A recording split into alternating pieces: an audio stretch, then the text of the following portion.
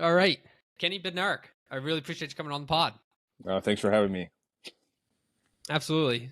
So, in each of my episodes, I like to give myself leeway to ask one dumb question, and I would like to start out with that dumb question, if you don't mind.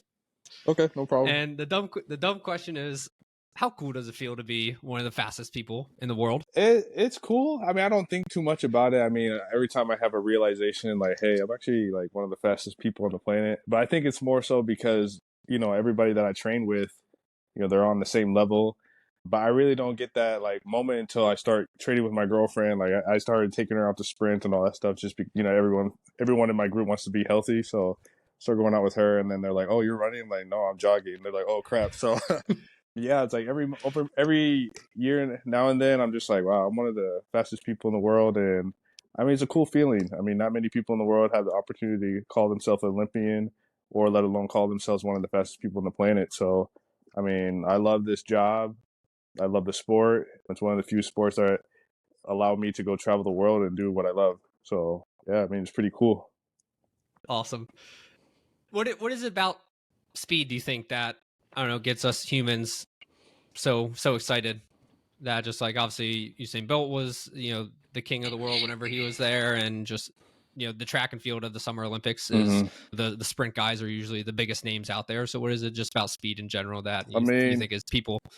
Everybody wants to just break limits. Humans, they love to do things that are kind of out of their capabilities, do something abnormal. I mean, we always wanted to fly, so we ended up finding how to fly. And when it comes to speed, we build phenomenal cars out there that can go over 180 miles per hour. So you just get that rush, that adrenaline rush, and all that.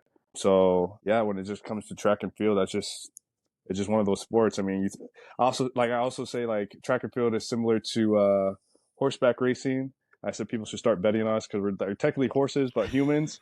But yeah, just going through sprinting and all that, the training and all that is hard. But once you get through the race and the adrenaline starts pumping, and once the gun goes off, it's just everything's blank, and it's just you against me, you against the clock, and yeah, you just go through the race, and you just have that just adrenaline rush right as soon as the race is done. So yeah, just people just love to see what humans are capable of doing, push boundaries, and I mean that's why everybody loves track and field. That's a great point, though. I don't know why track and field isn't a bigger sporting thing, especially the sprints. People love horse racing. I mean, track and field used to be big back in the day, but I think when it just comes to what some of the people did in the past, when it comes to performance enhancing drugs, to kind of tamper the sport, but also it just kind of comes down with the marketing. I mean, we have plenty of events that go on in the U.S., but the marketing is not there for people to actually know. It's hard for people to actually view it, and I think those are the two main things.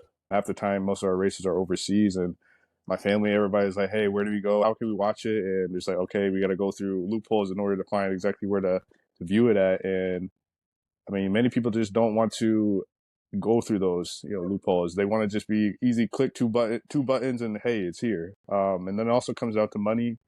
I think it's on Peacock, but now I think something came out about it being on Flow Track, the Diamond League and all that next year. And I mean, no one really likes that just because it just comes down to money.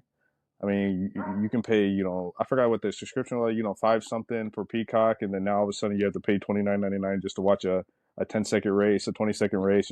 It's not really worth it. So we've always said like this doesn't make any sense because us as athletes, like we don't want to pay the money. So what makes you think an average, normal person wants to pay the money? Yeah. Every cent counts. I mean, $29.99 a month is a lot. It's just crazy. So is it bigger in different countries? Yeah. So, I mean, that's the one thing I do like about traveling is because once we go overseas, it's just a different ball game. I mean, everybody knows who you are, and I'm not the type of person that wants all the attention, but you just feel appreciated more. Where in the U.S. is no one knows who you are, and they don't know how hard you work. But yeah, every single time we go overseas, people have they want to take pictures, they want you to sign signatures, they want your shoes, they want this, they want everything. It's kind of like, oh, okay, like it's really big out in Europe, it's really big out in Africa. Just it's big everywhere else except for the U.S. I mean, U.S. is more so basketball, NBA. I mean, it's more so basketball, NFL, NHL, baseball. Yeah, we're just hoping that one day it can track and field can flourish in the US, So by the time LA comes, I think that's just the perfect chance for that to actually start taking off. I think it definitely has grown just from a very peripheral, I'm not a very big tracker field guy myself, but just a fan of sports in general, following things like just Yeah. coming up either just randomly kind of on my timeline of either Twitter or Instagram or whatever. There's definitely just more kind of buzz around it. Yeah. But to your point, I spent 8 months down in South America towards the end of 2020 into 2023. And even down there was like a much bigger presence of people talking about it, people Yeah. like paying attention to things. So it is Yeah. It's a funny, big just like deal. the difference in popularity among Yeah. geographic location. But I also said that just kind of comes down to marketing too, because even after I won the silver medal in the Olympic year, and I was talking to some like random people, and they're like, "Oh, where are you coming from?" And then I was like, Olympics, and then they're like, "Oh, how'd you do?" And I was like, "I got silver." And like, "Oh, that's cool," blah blah blah. And then I was like, "Who won?" And I was like, "Canadian." They're like, "Oh, you lost to a Canadian?" I was like, "Well, this Canadian ran, he's really good. He's not no bum."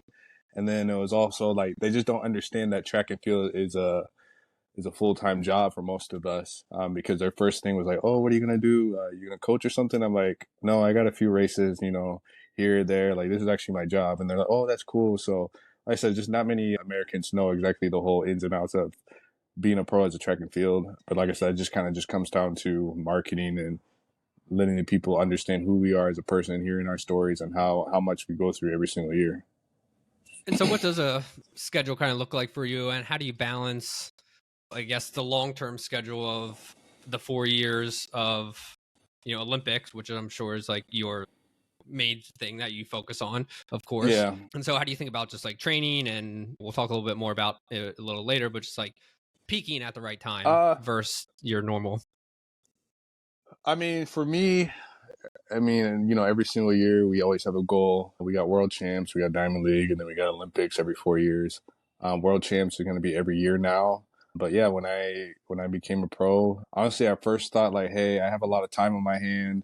I might get another job, and then once we started getting full throttle into being an actual a pro, and I was like, yeah, I don't have time to actually like do whatever, because I got to get up in the morning, train from 9 to like 1, 2:30 sometimes. That includes a gym and all that. And then after that, just recovery. So massage therapist, ice bath, just whatever, just to make sure that I'm ready for the next day. And I mean, yeah, we just do that from Monday through Friday. And then when it comes to just scheduling, I mean, we don't really start races until March. Some people start a little bit earlier than that. But for me, using March is when I start. So, we just get a few races in Texas or wherever, just do a few relays just to see how we're feeling. And then after that, just kind of like scheduling like, hey, I can go to this small race here, get a tune up, just to see where we at, go back to the drawing board after that. And yeah, just start scheduling Diamond League races, which is pretty much all summer. And that's when I really just start going out to like Doha, London, all those other big places for a few races, get an appearance fee there, and then just do my thing. But yeah, just trying to make sure we don't peak too much. So I try to be selective with my actual schedule. Like I want to run 100 meters here, then I want to run a 2 here, and then it's like, okay, I've been running, let's say like 6, 7 races. We got trials coming up. So I was like, okay, let me back off, cut off a few races so I can just get maybe 2 to 4 weeks of training so I can make sure to peak just for trials. And then it's kind of the same ordeal when we get done with trials. I think we usually have a month before the actual championship. So it's just kind of another thing. We got another 4 weeks of training, making sure that we peak at the right time. So yeah, like it just being careful, being selective of where I want to go, and making sure not to do too much, because we have seen athletes where they've opened up in their first race and they ran some phenomenal time, and it's like March, May, but then the body is only capable of holding that on for a couple months. So that's why sometimes a lot of people start off a little bit slower, and then it's just kind of ramping all the way up into trials, because we usually say the U.S. trials is one of the hardest teams to make. And I usually tell people when I go through trials, like that's when everybody from the U.S. is on point. They're on fast times. Once we make the team, like that's the hard part, and the easy part is actually the championship, because like, okay, we only got a few people that we got to worry about. We don't have to worry about everybody in the field. So yeah, just making sure to peak is just not doing too much. Like keep things simple and yeah, just do your thing, make sure to recover, and I mean those are the few important things that will help you have a great season. Yeah, I want to get more into the scheduling and how you think about Mm-hmm. each race leading up into the Olympics, but would like to go back first. When did you first think that, like, oh, I'm pretty fast. I think I might be able to be like the Yeah. fastest in the world at this, and go Uh, like be very serious about it. I mean, I always thought I was fast, but I didn't really think like I was always the fastest kid in my school or class or whatever. But I didn't realize how fast I was until I would say, um, I would say like junior, senior year. That's when I started hitting really good times in the 400. I hit like 46 something. And then my senior year, I hit 20.4, and that was the fastest time for high school in the nation that year. I think it was 2018. And it really didn't hit until when I went to junior college and I started hitting 19 whatever and then 44 7 when I hit my PBs at that nationals. And I mean, that's when, agents started hitting me up, and I was kind of like, oh, like, this is a big deal. I mean, I usually not try to make everything I do a big deal. So I was like, oh yeah, I ran fast, blah, blah, blah. And then once they started coming to the table, I was like, oh, like, I can go pro. Like I can go to Olympics. I can try to do that next year. Like, okay, let's do that. And yeah, every single time I just step on the track, I just want to get better and just improve myself as a person and improve my times every single time I step on the track. But yeah, I came out in 2019. I had a phenomenal year in college, and then I think coming out, I ended up getting hurt at the trials, and then 2020 was more so just, I guess, a confidence and recovery year. We didn't have anything going on just because of the COVID thing that came up, and then 2021 came up, and that was kind of like a breakout year to solidify that, hey, I'm here and I'm here to stay for a long time. But yeah, like I would say more so junior, senior year is when I realized what I was capable of doing. Did you play any other sports in high school? Yeah, I played football. I played football all 4 years in high school. I played basketball, I think, 1 year. But yeah, I always say football is actually my first love. I actually enjoyed football more than track, but every single time I was on the football field catching balls and getting tackled, I was always wary of my legs. I was always thinking about the track season. So I was like, okay, I guess I know where I need to go, because track it's a very demanding sport, but it's not as demanding as football. And I mean, the money in football is nice, but it's not worth it when your limbs and brain and all that stuff is damaged. So track and field is just a little bit easier and more forgiving when it comes to putting your body on the line. Yeah, I think I'd rather run and not get hit afterwards.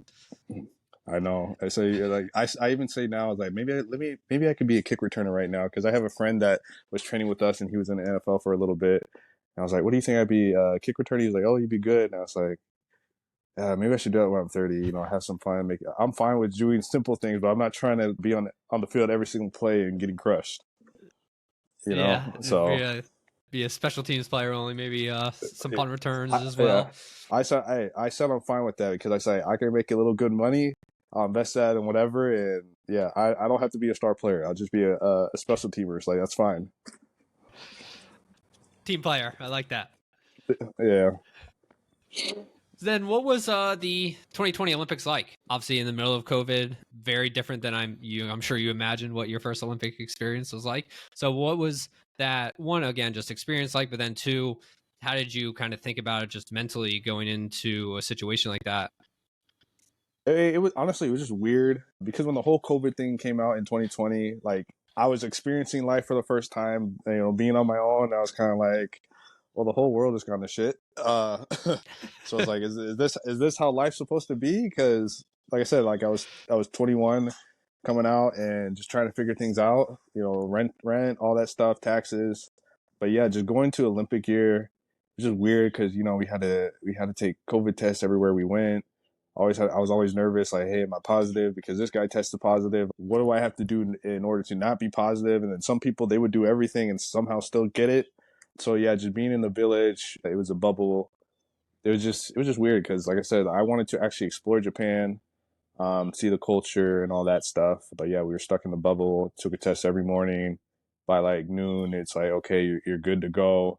It was hot. There was no fans. It was just, so just a weird experience. Like I said, we're in the finals, and you're like, okay, the big moment where you get the gold medal or silver or bronze, and you're on edge and the gun's about to go off, and then you're just kind of looking in the stands and you're like, oh, there's nobody there. It's kind of like hello, and you hear an echo. But yeah, this that whole year was just weird. So I mean, that's what I'm more excited about this year, making the team.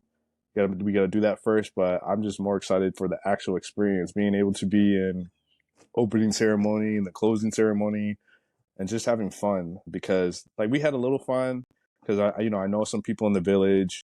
Some of them are my teammates that I train with, but then they have to be with their group and all that stuff. So I was just hanging out with them, but it just wasn't the full experience. So yeah, the whole year was just weird, man. But going Yeah. into it, I wasn't as nervous just because it was me versus the world. But most of these people I've already seen on the circuit. I go over to Doha, I go over to Gateshead and all that, and it's the same people. So that's why I said, like, going into championship, honestly, I'm more calm and relaxed then because, all right, I've seen you guys before. I know you're ready, but I know strategy wise, I know what you guys are going to do. So it's more easy to just focus on that and focus on myself than focusing like on, oh, at US trials, anybody can just, do something. But yeah, it was just a weird year. Did you guys kind of like separate from each other, just like to that point of not wanting to potentially get it? So you kind of isolated more than you typically would as well throughout that entire process? No, honestly, it wasn't where everybody was separated. Like I said, we were stuck in a bubble.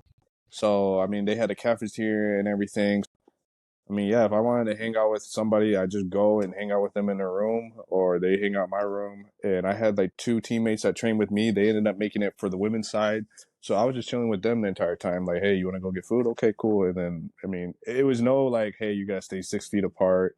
Hey, no touching each other. Like it was laid back and relaxed, but it was just more so just like I said, being on the track, having no fans, and just being stuck in that area. You're like, hey, if I wanted to go in, downtown Japan, I can't because they won't allow it.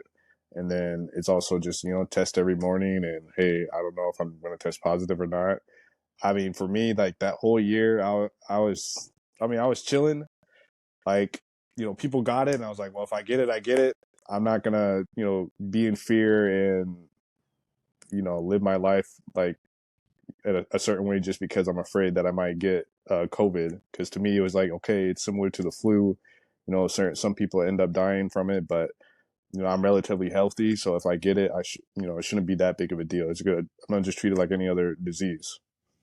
I'm with you on that. It was, especially for people like yourself and all like athletes in general, it's just more than anything, it was a disease of unhealthy people than anything. Like you said, Yeah, that pretty was much. what it was. Yeah. But to your point, it was just weird watching the Olympics just as a fan of supposed to be this cultural event where all countries in the world come Yeah. together and share this the full unique experience with both of the opening and closing ceremonies, but then just the pageantry of it all, and having that all taken away to empty stands and empty Yeah, arenas. I know. Like I Yeah, said, I'm just excited for this year. yeah, for sure.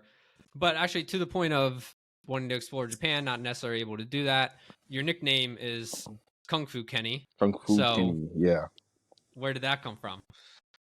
So basically, I mean, I'm from Wisconsin, so the Midwest, and I'm quiet, and I don't like to, I guess, showboat.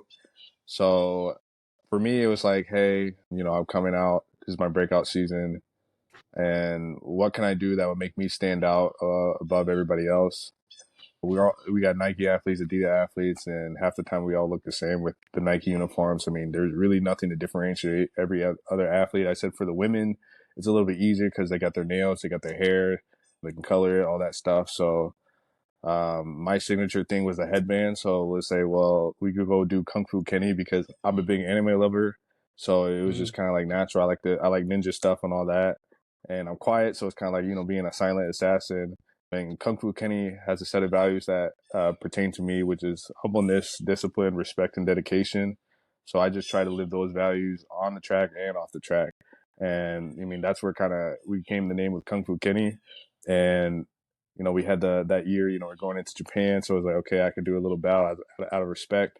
And I mean, that year was a dominant year, and that's how it kind of just took off. I like those So three values. What were those again? Discipline. Humbleness, discipline, respect, and dedication. How long So, have those been kind of at the forefront of your mind as things you want to live by? I mean, every day, because I mean, I always want to remain humble. I told my mom that, hey, if I ever get cocky, just let me know. Because for me, it's like I've always I've always been one of the top athletes in track and field, and like I said, I've never been the one that won a showboat. And I'm always more so, hey, I don't need a showboat, but the fans and people, family, they can do that for me, and I can also just ball out on the track. So like my actions speak louder than my words. So yeah, dedication. I mean, I wouldn't be here today if I wasn't dedicated. And I always want to be the top dog. I always want to win the gold medal at every race.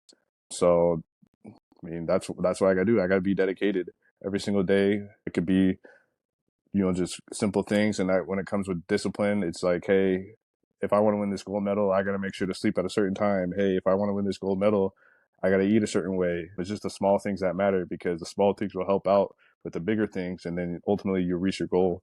It'll make your life so much easier if you just, can follow these set of rules.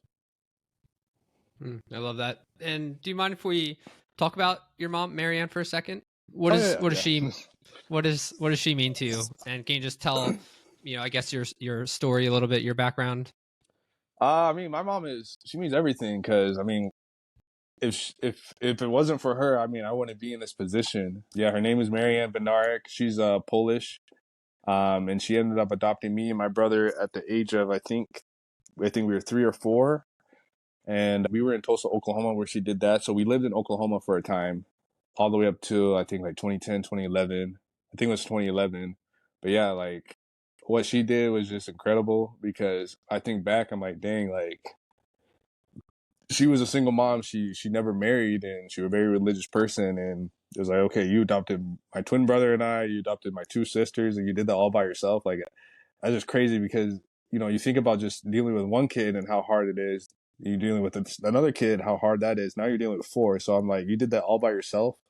And I mean, yeah, like she worked her butt off, did everything she needed to do to keep us safe and happy. And like I was able to pursue my dream and because of her.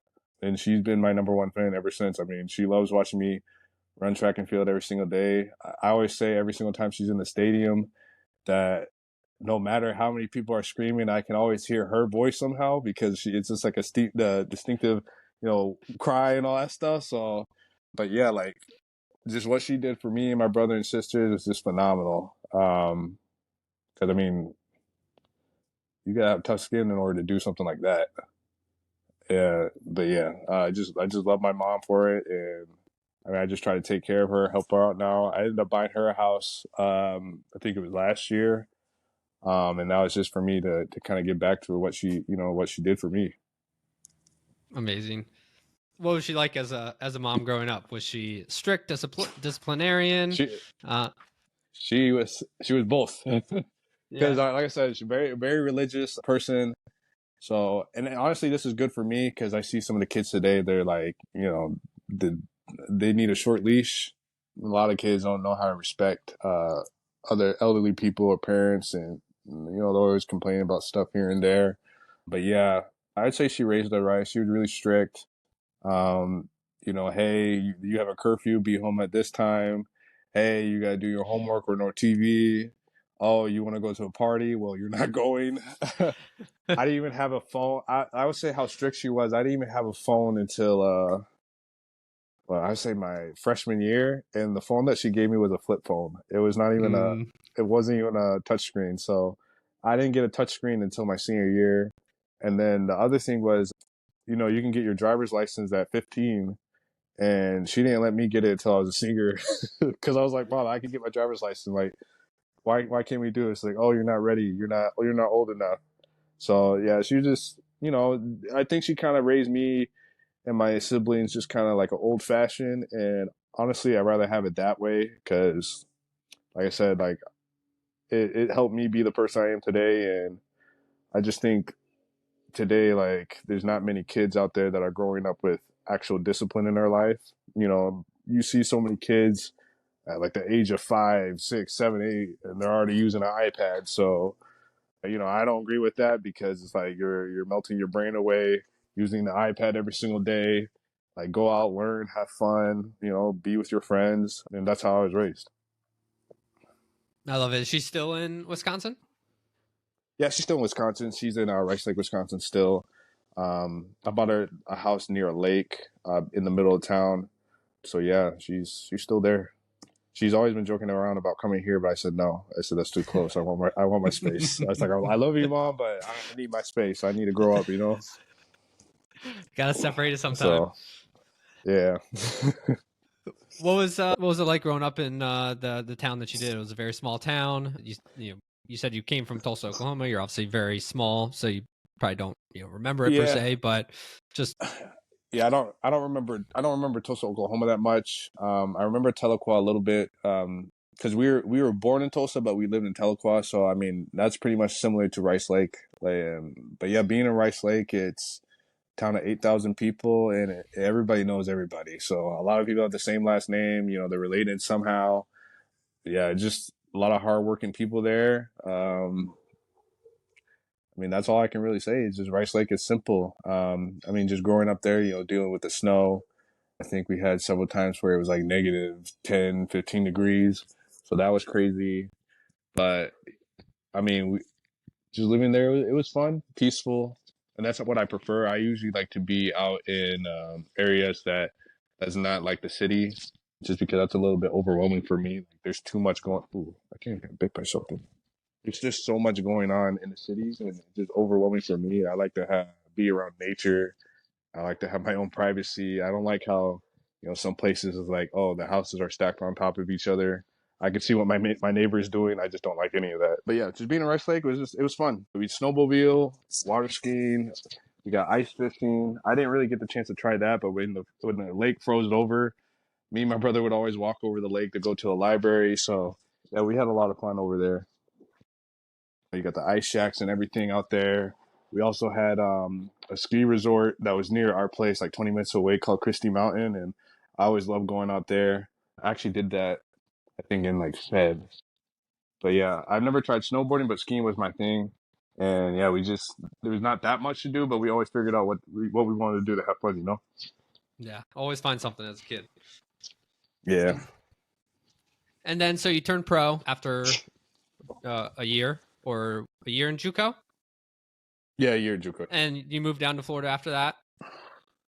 Yeah, moved down to Florida. Had my apartment in Claremont, and yeah, just like I said, 2020 came. That was just a weird year for track and field because we all have our contracts with our prospective shoe company, and some things we have to do to uphold the contract.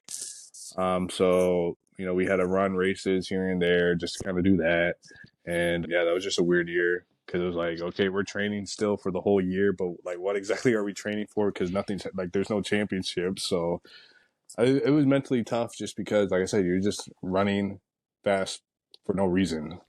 Yeah. Like we're getting ready for next year, pretty much, I guess. But yeah, then after that, like the Olympic year came. Why'd you choose Nike?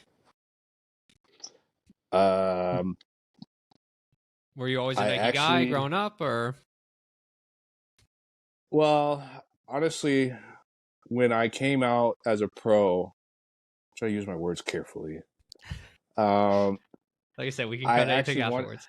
yeah, I wanted to be with a different shoe company, but I guess I waited a little bit too long, and Nike was just kind of something I settled for. But I mean, being with Nike is cool because I know, growing up, you have all the top athletes. That's what Nike's known for. Everybody loves the certain shoes that they have. Yeah, I mean, when you're associated with Nike, you just know that, hey, you're one of the best in that perspective of sport. So yeah, just being a Nike athlete, it's awesome to wear the Nike brand. Um, but I think my initial thing that I wanted to do was go with what's that company called? New Balance, because in the whole collegiate year that I was running, I was actually wearing their shoes. So Mm. for me, it was like, oh, it's a no brainer. Like I've been wearing their shoes the entire year. I've been running fast. Let me go with them, but it ended up not happening. So And then to jump back into kind of some training stuff, were recording this April 24th. Olympic trials are beginning of June. Then you said it's about a month after that. So how do you think about, actually, let's start with nutrition. What does your nutrition look like on a day-to-day basis? Or just what are is there anything that people would be surprised by? Or I is wouldn't it say kind of just anything standard? surprised by, but I just try to make sure everything is organic. I have a gluten-free diet now, and that started actually in the 2021 year because I mean I was kind of eating whatever in college and in high school, middle school, but my body started rejecting gluten once I became a pro. And I guess it's just over time. I have a mentor of mine that says gluten's bad for you. It makes your body go inflame with the ingredients that they have in it.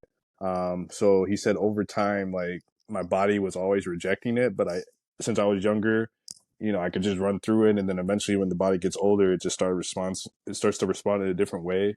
So he just said, over time, your body's just gonna say, "Hey, enough's enough." And I started having like bowel problems and all that stuff, and then I got a blood test, and it was like, "Okay, your gluten levels are through the roof, so that's the reason why you gotta change your diet." And that was a real struggle for me, just because I'm used to just eating whatever I want, bread, cake and all that. And I was like, hey, I gotta have a gluten-free diet. So I go home after the test. I'm like, I gotta throw all this away. And they're like, All yeah, the you good gotta throw stuff all gone. away. So it's like throw away, throw away, throw away. And just being with that diet, I'm cool with it now because it just helps me, with longevity. And I try to be, like I said, I try to be more organic anyways. So that kind of helps out a little bit more. But when I am trying to have, like, let's say a sweet or like something that has a particular sauce or just something similar like powder and all that stuff, it's hard to find a company that's actually like tasty, because a lot of the stuff that they have out there that it's gluten free, like it just makes everything a little bit more harder, and it's not the same, taste wise. So yeah, just I deal with that every single day. Sometimes I cheat every now and then, but I tend to cheat in the off season because the season's done. So like, let's say I instead of having a gluten free pizza, I'm like, man, I'm just gonna have a regular pizza, and I'll regret it later. So I would say I'm more gluten free, organic, dairy free. When it comes to my meals, I tend to just create whatever I want for breakfast. So, have three boiled eggs and have prosciutto and fruit and whatever. But when it comes to lunch, I used to do meal preps because, I mean, we get back from practice after a couple hours. I'm not trying to cook anything. So I have a meal prep for then. And then I just started picking up cooking a little bit more this year. So I ended up making like sweet potato soup. I like making steak. I like making chicken wings. I'm literally trying to learn a lot more. Like I go to Google University and try to figure out what I want to make. Sometimes I go to YouTube because honestly, it's easier for me when I cook because I know what's actually in the food. Certain things are not pasteurized, and then they don't add the chemicals or steroids. I just try to make sure everything is clean that I eat. How do you like your So steak? medium rare. You? Okay, yeah, no, medium rare. That's the only right Oh, answer. okay, yeah. That's I the tried only right rare, but I answer. was like, rare is a little bit too chewy.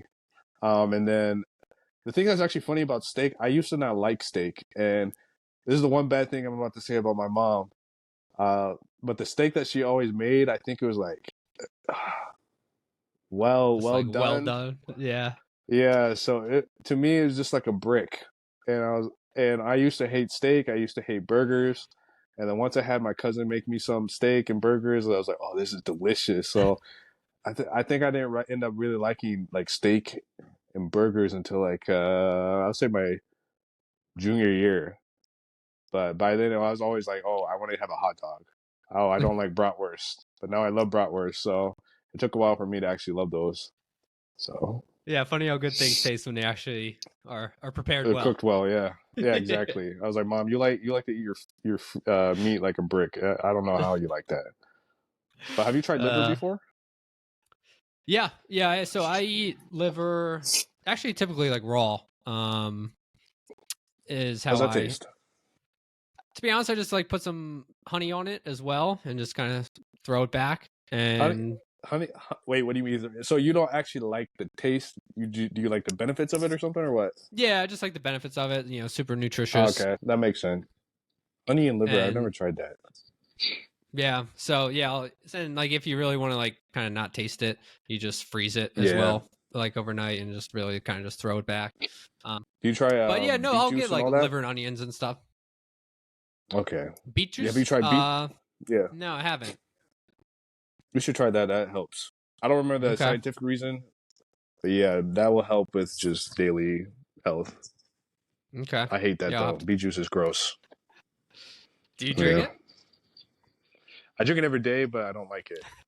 I'm just like, okay, I got to do what I got to do in order to win, Yeah. So, I Choke it mean, back. even when I'm done with my sport, I'll probably still do it just because I just want to be healthy, and I'm gonna end up probably doing something else, like playing basketball. Like I love to move around. I mean, even when we're in the off season, I just feel gross after a few days when I'm not doing something. But I think it's just because since I've been on this earth, like since second grade, I've always been active.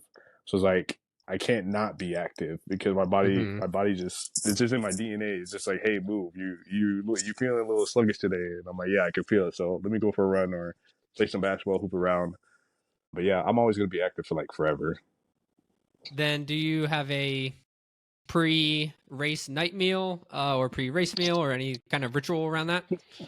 Yeah, I have a pre-race meal. It's just usually chicken and rice. It's kind of standard. So I try not Yeah. to eat too much because I actually eat 2 hours. No, I eat 3 hours before the race. So I have my beet juice. I have my chicken and rice. Sometimes I have to compromise and have like a steak. Um, but yeah, I try to eat like a certain portion, more rice than steak or chicken. And yeah, just that's what I eat before. I know some of my teammates think it's weird because a lot of people a lot of people are like, oh, how can you eat before a race? It's sitting in your stomach.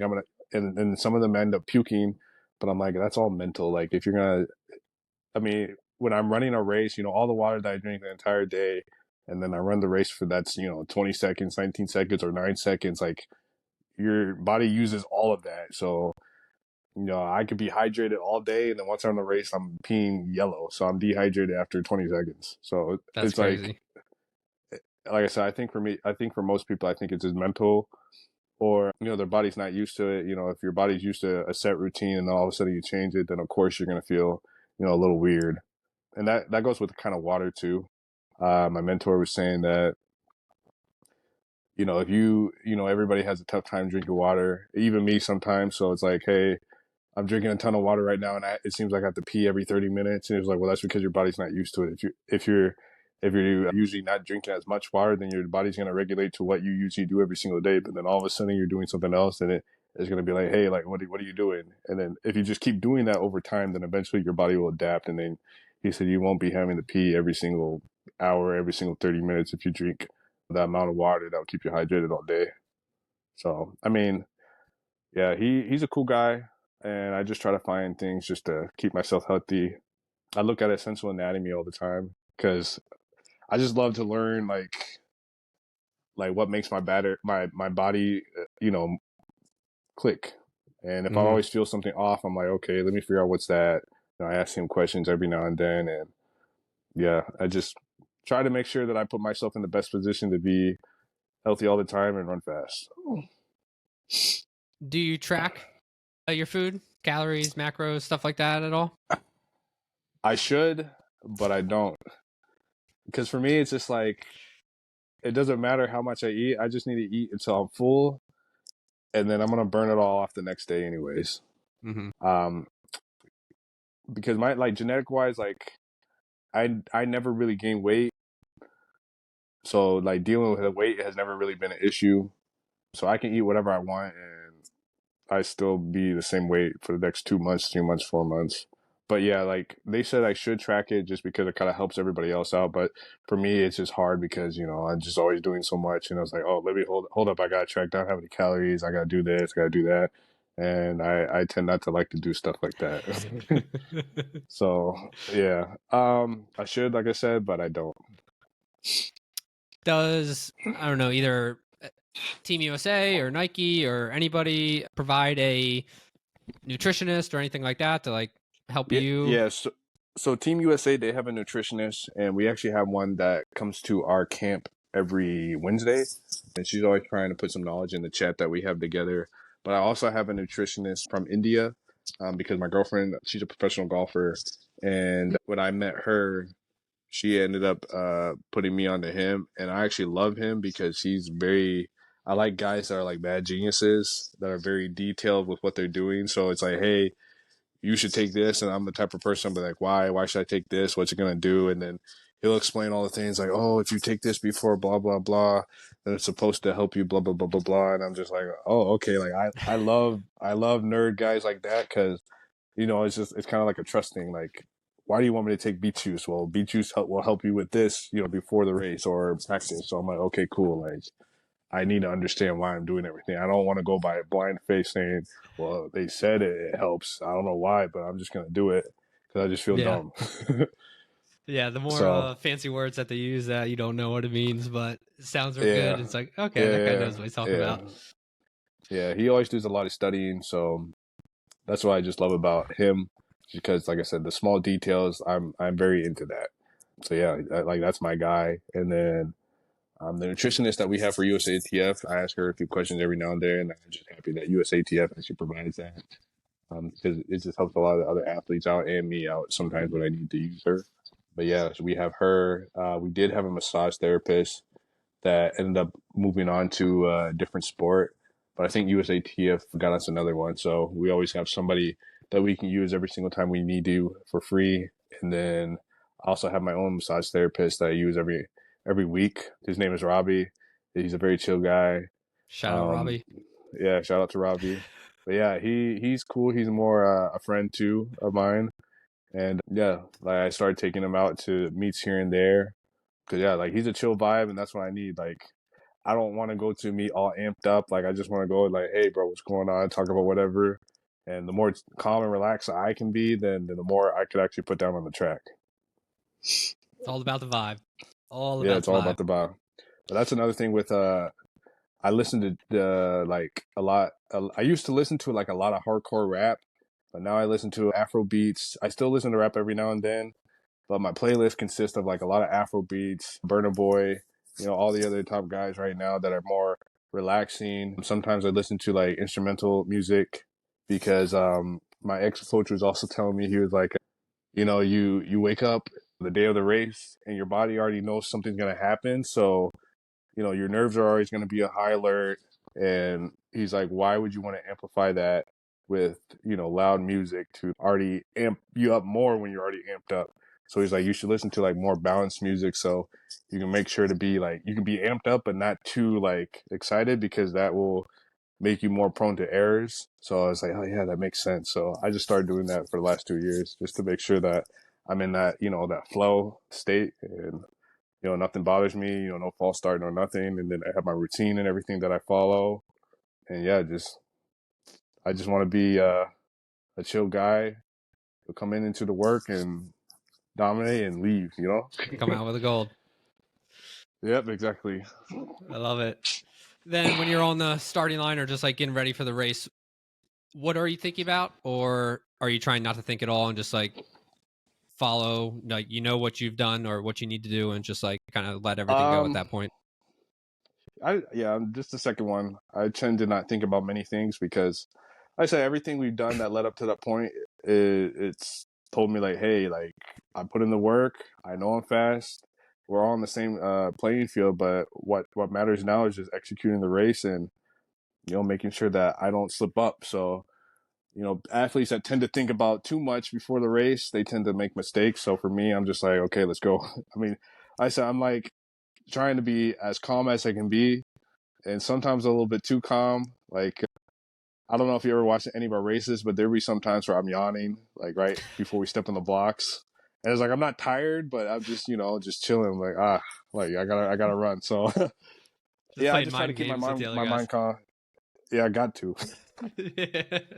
But yeah, just just don't think about anything. I'm just in that. Hey, let's go. Like, you gotta beat me, or I gotta beat you. So let's get this done.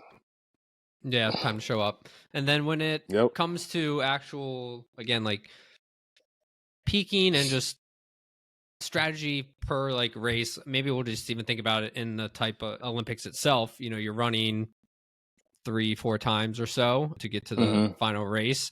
Are you taking it easier the first race and kind of just saving and ramping up? Yeah, so usually it's the first race you want to take the easiest because that's usually when you have a lot of people that are gonna run a little bit slower. So it's kind of like, why go 100% when you don't have to? Conserve as much energy as you can for the finals. So yeah, my mindset strategy wise is usually, hey, like if we got to go a little bit faster because somebody's in the race and we're trying to get a good lane, go a little bit faster, but don't go like 100%. Like go 70% or something like that. So usually over the past few years, I tend to just go chill, run like a 20.4 or something like that, depending on who's in the race. And then the next one, I usually tend to get somebody that's on my level.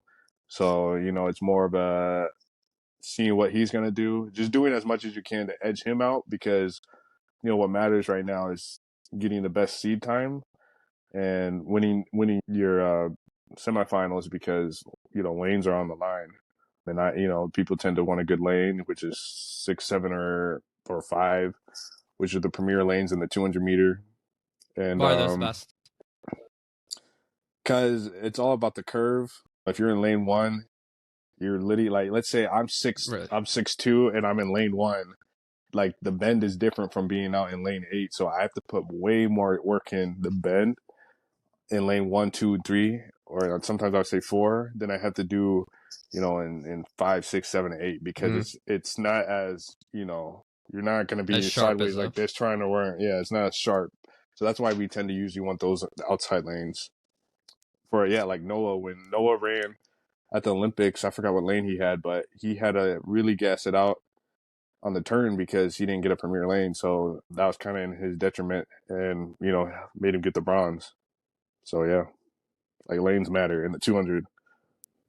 And do you get to pick what lane depending on qualifying? Or is it No. So when we're in championships and like trials, there's no lane picking. It's all randomized, or well, they say it's random, but sometimes we don't think it is. But yeah, it kind of goes off of seed time, like who won the event. You get a big Q, little Q, like qualifying. That decides on what lane you get. The only time we get to choose a lane is when we're traveling to the Diamond League races or any local race, anything that's not championship related or trials related. Then we can pick our lane. So it's like, hey, I go to Qatar, and you're like, hey, I got the Olympic silver medalist and world champ gold medalist or Olympic gold medalist. The gold medalist gets to pick his lane before I get to pick my lane. So it's kind of like the pecking order. Like, what did you do last year? And then they decide what you can do this year. So yeah, he'll be like, hey, he get to pick the lane over me. And then I'll be like, okay, he picked lane 7, or so I have the option to get 6 or 8 if I, depending on what I want to do race wise. So, Gotcha. if I want to be in lane 8, it's more like, hey, I'm letting you know you're gonna have to catch me. But if I want to do lane 6, and I'm like, hey, I'm kind of going off of you to see what you're doing, or I'm just gonna try to run you down, kind of thing. Then have you ever heard of the gold medal syndrome? No, I never heard of that. No. So it's a just psychological effect that some gold medalist winners Mm-hmm. say after the Olympics that they win and Mm-hmm. it's supposed to be like the best day of their life, and maybe it is in Mm-hmm. that moment, but afterwards they feel kind of empty because they just spent their entire lives for this one moment and they accomplish it, and now it's like, okay, what's next? Do you just like kind of understand what I'm saying there? And then So I 2, understand what you're saying.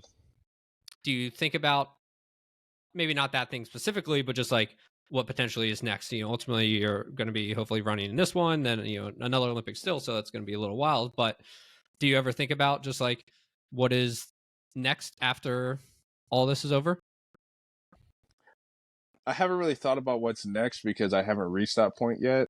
Yeah. I mean, I have an idea on what I want to do. I mean, right now I'm trying to invest in property because, like I always said, by the time I retire, which would probably be 35, I want to already have like a business and land where I'm making some passive income to just kind of live off of that a bit, and then also just start a foundation and I'll just do something that will just help the sport and just help make the world a better place. So I haven't really thought about that, but I definitely understand where you're like you work your tail off to reach the goal, and then once you finally reach it, yeah, you're like, okay, I definitely understand that, because I mean, gold medal, you win the gold medal, then you gotta find what's gonna motivate you to want to do it again, you know. But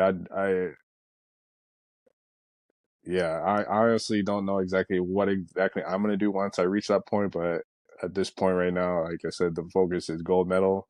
And I mean, what motivates me is, just winning medals and coming out as being the one that was the best to ever do it. By the time I retire, which I said will probably be like 35, I want my name in the record books, and I want to have a bunch of gold medals on my resume. And, I just want people to know that, hey, this is what I did for the sport, and this is what the sport did for me. Like, I want to make the sport better. And yeah, I just want my name just to, be known as the person that helped grow the community. Is the guy who won gold in 2020, well, is he going to be back? Oh yeah, Andre, yeah, he's going to be back. He's still running, yeah. Okay.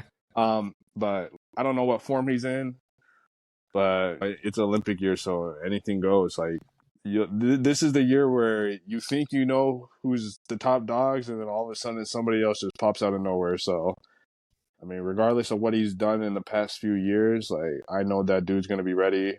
So that's why I got to be ready. There's no sleeping this year, you know? Yeah. Then what is it like with your USA teammates? Obviously, you're probably friends with them, but at the same time, they're your competitors. Yeah. So how do you kind of balance that relationship at the end of the day? I mean, it's all love. It's fun and games. I mean, we all support each other. We're at the meets and we're at the track, but like you said, at the end of the day, once the meet starts, it's like, hey, you're my bro, I love you, but I gotta whoop your ass. So About to dust you. it's just, yeah, it's all about just flipping a switch. I mean, we all have a common goal, but when we step on line is, hey, do you want it more than I do? And we gotta fight it out. But yeah, like, even after the race, we're all like, hey, good job. It's all respect. And, it's just, hey, I'll see you at practice. And we travel with each other too. So, I mean, it's all fun. I mean, nobody really has any animosity against each other. But yeah, it's from when we get there is we're all chill, loving each other. And then once the meet goes, it's like, yeah, I gotta do this. And then, like I said, after that, we're like, okay, Yeah, good 30 race. seconds later, back. Yeah.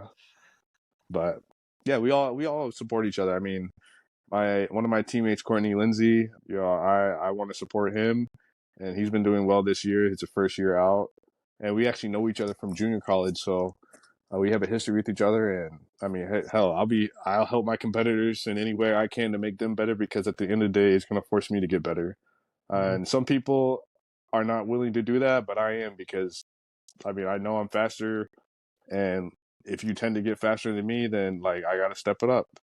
Like, I don't really worry about competitors. I love competition, and I mean, that's why I'm in the sport.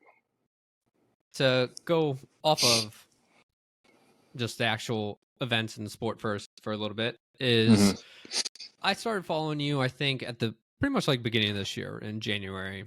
And, like I said, I'm not very, very deep into track and field or anything like that. But what I've noticed from you is just a very significant increase in content that you're putting out on social media. Yeah. And I don't see that from many other track and field athletes. I don't know if that's actually true or not, but I think that you're kind of leading the way in that. So what made you start to push more content and really think about that stuff? I've watched some of your Road to Gold series on YouTube, which is great stuff. Really, really good stuff.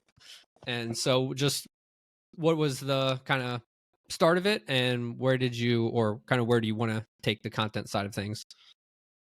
We actually started it after Olympic year, because once I got the silver medal, like, I remember seeing people were like, "Oh, Kenny Bednarek won the silver medal.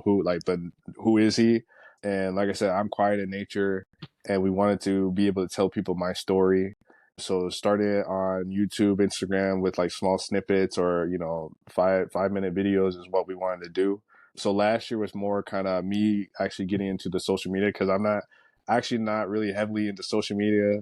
I used to not really post that much and all that, but creating content is where we're at now with the world. Everybody's doing it, trying to make money, and I get more sponsors. So, I mean, that's what we're trying to do. Just, make my life easier, make more sponsors other than Nike, and also just letting people know who I am as a person.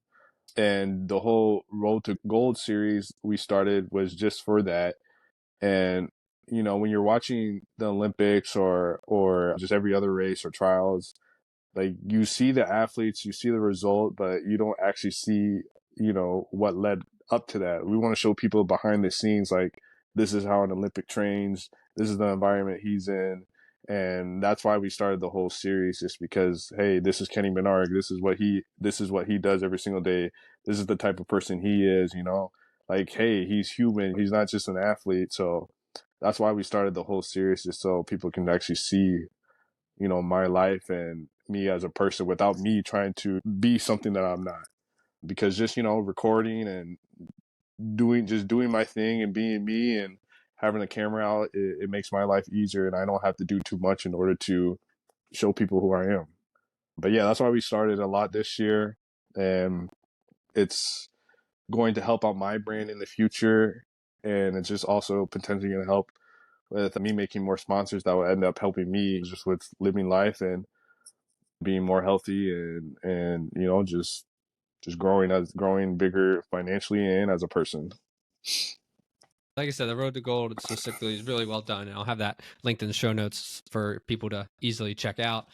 What is one thing, Yeah. or maybe the biggest thing, that you think is the biggest misunderstanding, I guess, about Olympic athletes that the general population doesn't understand? I say the common thing is when I said that when I won the medal and they thought I was like gonna coach or something, like they don't understand that this is our job. We don't train, for the next 4 years while doing nothing. We have a job, we make money with all these other races, we travel the world. Track and field is just so much bigger than what the average person realizes. Yeah, just there's so much that track can give, so much track can show. Yeah, there's just a lot. And like I said, Olympics is just a stepping stone for most of us. It's the pinnacle of what we want to do, but it's just a stepping stone. Then I got two final questions for you. The first is Bitcoin. You have it in your Twitter profile. Yeah. Yeah. Let's what is it about Bitcoin? When did you first hear about it? What got you attracted to it? And why is it? I mean, it seems like a pretty big deal enough to have it in your Twitter profile. So you're Yeah. all, and I've So seen you post about it a good bit. So tell me yeah. about Bitcoin. So Bitcoin, I didn't first hear about it until like 2020. And when I said like my mentor has a lot of good things that he teaches me, he actually taught me about Bitcoin. And I was kind of like, well, what is that? And then he explained digital currency and all that stuff.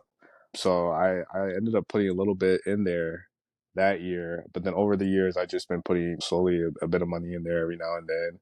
And yeah, just Bitcoin is just a big thing of mine because I think it's going to be the future. And I think like we've seen a lot of companies, like I forgot what the exact company name is, but a lot of companies have been investing in it over the past few years. So when we see that, we're just like, oh, MicroStrategy is okay, probably the big one you're thinking of.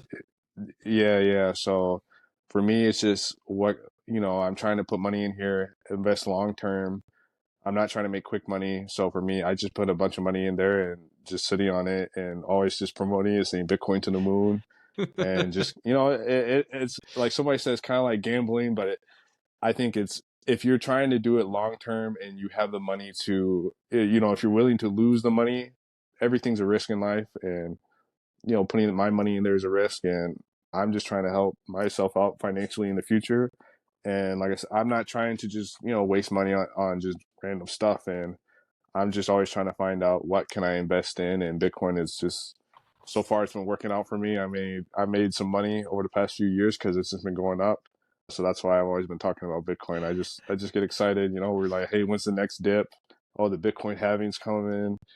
The Bitcoin's projected to be, 140K by the end of the year, all that stuff. So it's like, well, okay, like Let's go. everybody gets pumped up when we see it. So that's why we're always tweeting about it. No, it's great. I'm part of the Bitcoin community, if you want to call it that as well. Hey, Love brother. Yeah. part of it, baby. To the Yeah. moon. To the moon. Yeah. Then final question. You touched on it a little bit, but if you want to expand on it some, what is your why? Why do you do what you do? I just love the sport, track and field. I've always been a high energy type kid because I have ADHD. I mean, right now I'm calm now, but when I was a kid, like I was like, high energy and everything, jumping over everything, jumping over fences, just trying to just show my athletic ability. So yeah, I love track and field. I love what it's done for me. I love that I've been able to travel the world and run a few races. And yeah, my why is just I just want to improve on my time every single day, and I want to be the best that's ever done it when it's all said and done. I mean, that is my why. Like that's what motivates me is just perfection. Like I want to be the one that no one's ever been able to touch. I mean, yeah, just strive to be better every single day and be the best. And track and field it's just one of the purest sports out there, I feel like, and it's just me, you, and we gets the clock, and that's why I love this sport. It's like I said, travel and everything, having fun. Yeah, there's nothing else quite like it. It's pretty nice. And I actually got other quick questions if you got a Okay. minute. Yeah, we good. 2024 Olympics, we're a couple months Mm. away. Do you have a time for the gold? Like a time that I want to run. I don't have a time, but I know it's going to be quick this year. I mean, I ran in 1968, and I'm definitely way faster than that. I mean, my teammate right now, he's going off, and I think he has the world lead. And I mean, I train with him, so it's like, hey, I know where you're at, so I definitely know where I'm at. When it comes to Olympics or championships, you're not quite sure like what the times are going to be, but to win it, I think I'm going to have to run way faster than 19.5. So I'll just say 19.5 or faster is what's going to win it. And the goal this year is the double. So 9.7, I think 9.7 whatever, that's going to win that too. And then I'm definitely going to make the team for that this year. I mean, last Olympics I got fourth at the trials, and that was me just kind of like, hey, I'm running the 100. I think I only ran like 4 of them that entire year, and I was telling my coach like, hey coach, let me run the 100 more. And he's like, nah, we'll wait until trials. And then when I ran that 9.89 and got fourth, I was like, I was so mad because it was like in the 100 you got to be in the zone, and I wasn't in that zone. Like I was just running fast, and when we were running the race, I'm just like, whoa, we're running quick. And then I was kind of like looking around. It was like an out of body experience where I was running, and then I was like, oh, somebody just got hurt. And I was like, oh, I almost went in my lane. Like I wasn't full on like, hey, I gotta go. So this year, since I've been running a little bit more hundreds, I think when we get the trials, I'll actually be in that zone. Like I have the horse binders on, and I'll be ready to go. So I think this year, like I said, for me, it's going to be a really good year. If I stay to the plan and don't do anything extra, make sure to have fun, then I'll be at the Olympics. And this year, I believe I'm going to get the job done and get the gold medal. Love it. We'll be rooting for you. But Kenny, I really appreciate you coming on, man. As you said before we started recording, you just got back from Kenya, and so I really appreciate your time. And yeah, appreciate you having me on. Absolutely. If people want to check out your content, learn more about you, get connected one way or another, where's the best place for them to check you out? They can check me on my YouTube, Kenny Bednarek. I think that's the same with my Instagram and Facebook. All of them are the same. I keep it simple, so they can just type in my first name, last name, and they'll find me anywhere. Cool. And I'll have that linked in the show notes for people to easily find you there. But Kenny, right. Thanks again, man. This is great. I appreciate it, Nick.